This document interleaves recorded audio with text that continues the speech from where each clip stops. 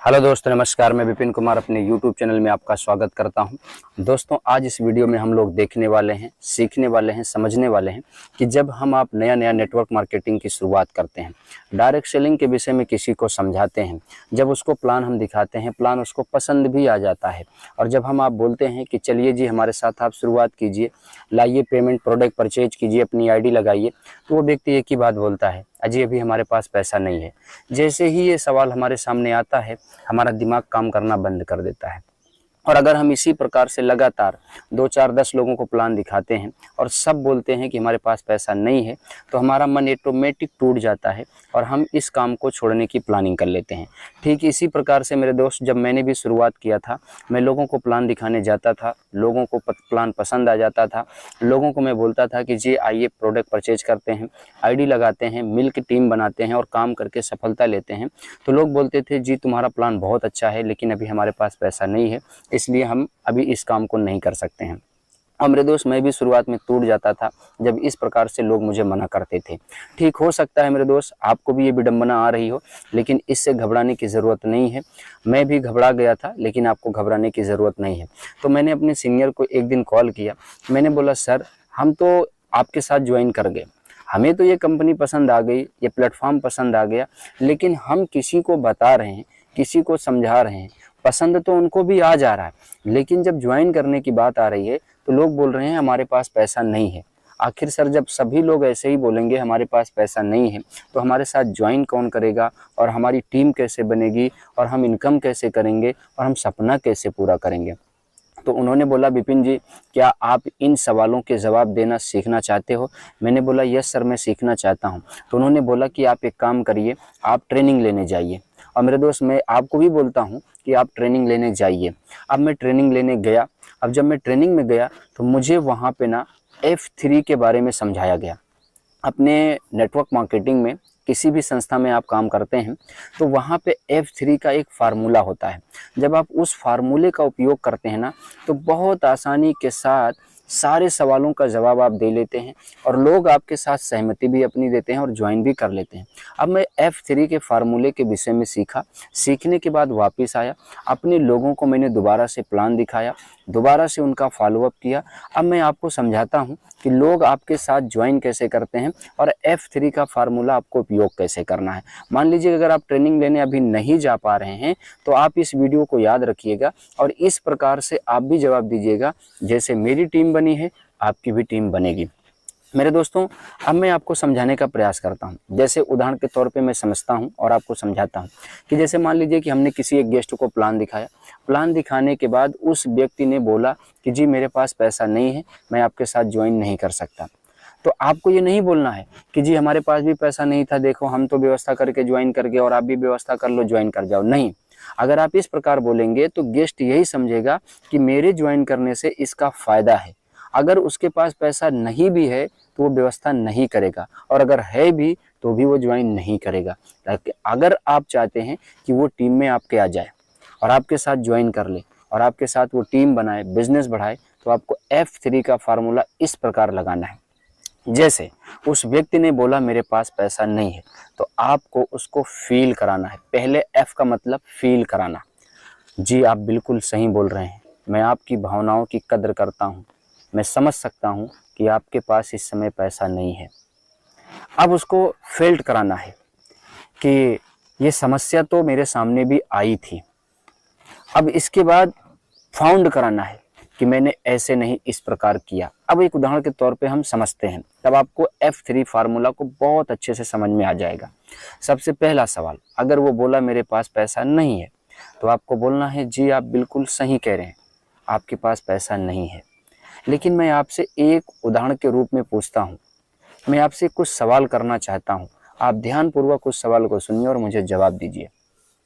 मानते हैं कि आपके पास पैसा नहीं है, लेकिन उदाहरण के रूप में ले रहा हूं मेरे दोस्त, अपने ऊपर नहीं लेना, बुरा भी हमारी बात को नहीं मानना, और ईश्वर से प्रार्थना करता हूं कि आपके लाइफ में, आपके परिवार में कभी ऐसा दिन ना आए।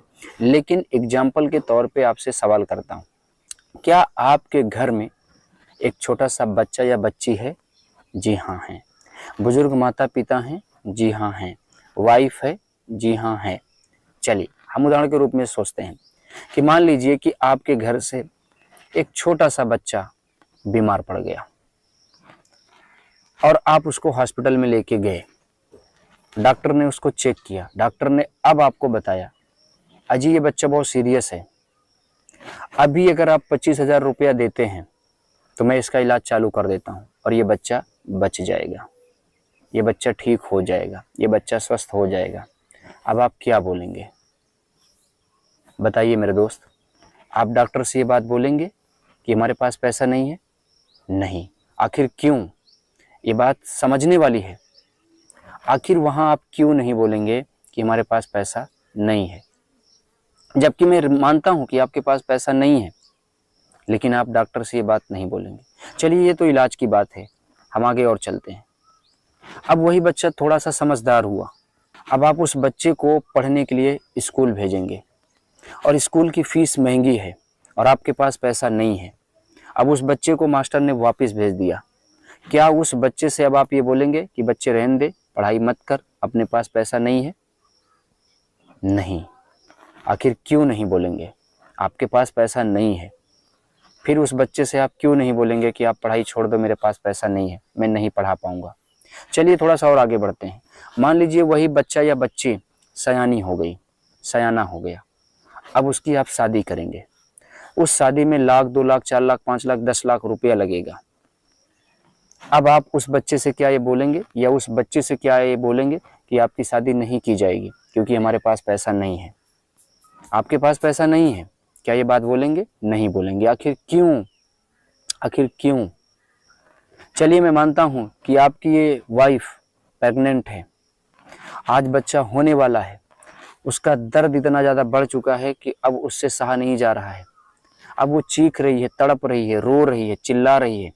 अब आप उसे क्या बोलेंगे कि बर्दाश्त कर ले, सहन कर ले, हम इलाज नहीं करवा सकते, हमारे पास पैसा नहीं है? क्या ये बात बोलेंगे? नहीं। आखिर क्यों? अब मैं आपसे पूछता हूँ, आखिर क्यों? आप बच्चे का इलाज इसलिए कराएंगे मेरे दोस्त क्योंकि उस बच्चे का जीवन बच जाए। बुजुर्ग माता पिता बीमार हो गए, उनका इलाज आप इसलिए कराएंगे क्योंकि वो माता पिता आपके बच जाएं, उनकी जान बच जाए, बस। आप बच्चे को इसलिए पढ़ाएंगे, कष्ट आराम फीस की व्यवस्था करके उसको स्कूल इसलिए भेज देंगे, उसकी फीस इसलिए भर देंगे क्योंकि उसको अच्छे खराब की परख हो सके, उसके अंदर ज्ञान का प्रकाश हो सके। आप उस पत्नी का इलाज इसलिए कराएंगे क्योंकि उसका सही से बच्चा बाहर आ सके, इस संसार की खूबसूरती देख सके और आप बाप बन सकें। सोचो मेरे दोस्त, सोचो, जरा सोचिए।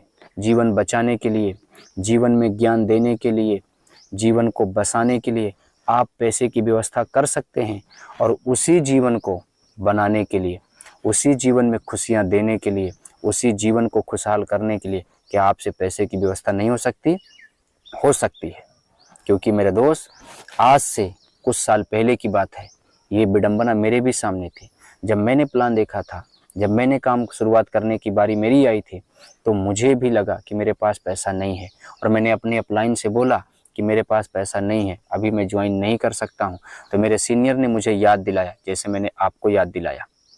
और जब ये मैंने बातों को याद किया तो मेरा दिमाग खुल गया और मेरे दिल से आवाज़ आई, मेरा खून गर्म हो गया कि मुझे पैसे की व्यवस्था करनी चाहिए। क्योंकि मेरे दोस्त, सारा कुछ बार बार हो सकता है, ये पैसा आज नहीं कल हमारे पास हो सकता है, लेकिन बीता हुआ समय, गया हुआ प्लेटफॉर्म दोबारा सामने हमारे आने वाला नहीं है। हम इसको उपयोग कर नहीं सकते, इसको वापस ला नहीं सकते। इसलिए मेरे दोस्त, समय की कदर करो। जैसे मैंने कष्ट आराम करके व्यवस्था किया था वैसे आप करो। क्योंकि मैं आपको बताना चाहूँगा, पैसा तो मेरे पास भी नहीं था, मैंने 10% कर्जा लिया था। हम ये आपको नहीं बोल रहे हैं कि आप भी हमारी देखी देखा 10% कर्जा ले लीजिए, लेकिन मेरा दिमाग काम किया, मेरा दिल गवाही दिया कि मैं रिस्क लूँ, मैं कमाऊँगा तो पैसा भर जाएगा, मेरा जीवन बदल जाएगा। इसलिए मैंने 10% कर्जा लिया। कर्जा ले करके इस बिज़नेस की शुरुआत किया और शुरुआत करने का नतीजा है, आप देखिए कि आज मैंने बाइक भी खरीद लिया, आज मैंने कार भी खरीद लिया, आज एक अच्छा घर भी बनवा लिया, 2-2 बार प्लॉट खरीद लिया, कई बार देश विदेश की यात्राएं किया। जो मान सम्मान पा रहा हूँ वो एक अतिरिक्त है, और ये सब कुछ आपकी लाइफ में होगा। आप इस पैसे की प्रॉब्लम को ख़त्म करो, व्यवस्था करके आप शुरुआत करो। यकीन देता हूँ मैं, विश्वास कीजिए, आप सफलता मिलेगी, जीवन बदलेगा, खुशियाँ आएंगी। क्योंकि हम अकेले सफल नहीं हुए हैं, आज इस संस्था में बहुत सारे लोग सफल हुए हैं, और ऐसे ऐसे व्यक्ति सफल हुए हैं जिनके पास पैसा की दिक्कत थी, गरीबी थी, लाचारी थी, बेबसी थी, लेकिन उन्होंने कष्ट आराम करके पैसे की व्यवस्था करके शुरुआत किया। उन्होंने मौके को पकड़ा, उन्होंने समय को पकड़ा, आज उनके ज़िंदगी में बदलाव है। आज मौके को, समय को आप पकड़िए, पैसा की व्यवस्था आप कीजिए, ज़िंदगी में आपके बदलाव होगा। तो मेरे दोस्त, मुझे यकीन है अब ये बात आपको समझ में आ गई होगी, और आप भी शुरुआत करेंगे और आगे बढ़ेंगे, सफलता लेंगे।